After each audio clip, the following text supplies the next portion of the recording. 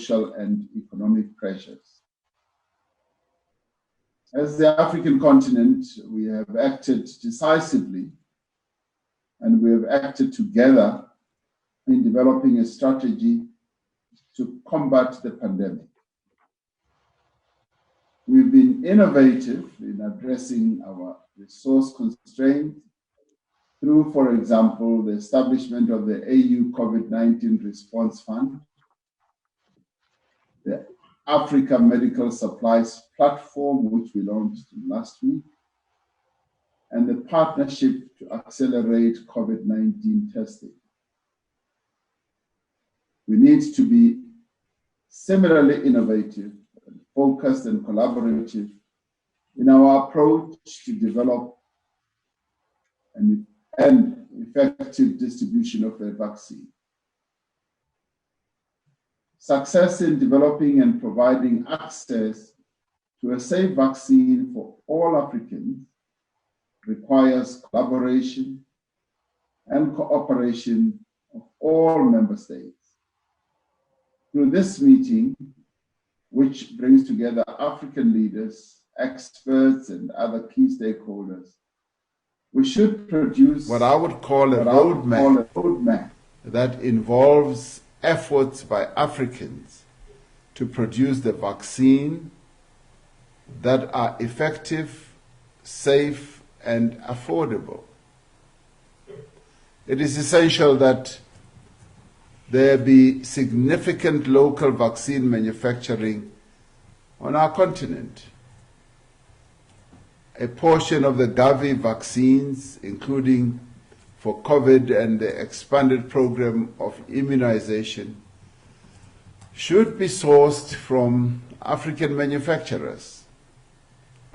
The challenges and efforts needed to rapidly develop, evaluate, and produce such a vaccine at scale are enormous, as are the resources required to ensure sufficient coverage across a continent as vast and also as populous as ours.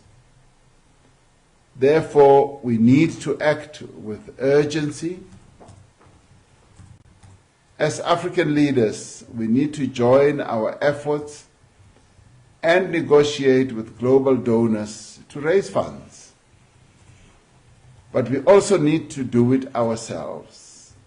And we need to mobilize resources in each of our countries and within the continent to secure supply of the vaccine upfront.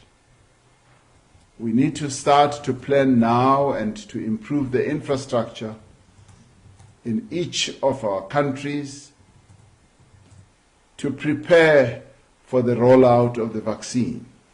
This includes accelerating the regulatory approvals, strengthening supply chains, and improving our ability to deliver the vaccine to the people.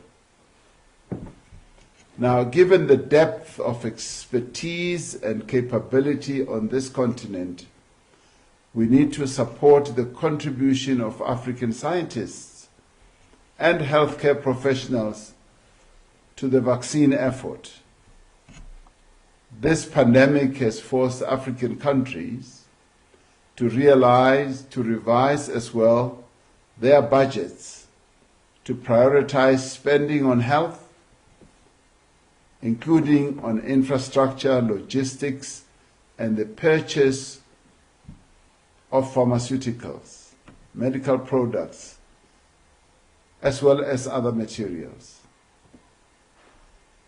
It has also underscored the essential value of maintaining funding for medical research even after the current health crisis has passed, so that we may be ready for the next pandemic. The coronavirus pandemic is not the last such tragedy that humanity will face. We will have others. Let us be prepared and let us be ready to work towards a much more responsive as well as an equitable medical system. We need to develop centers of excellence and robust health systems capable of withstanding any threat. We urgently need to introduce universal health coverage to ensure that no one is unable to access health care when they need it. By working together, by pooling our resources, and by investing in innovation, we shall overcome this grave threat to the health and well-being of our people. With that, I wish you successful deliberations and successful outcomes from this deliberation. I thank you. Thank you very much, Excellency, Chair of the African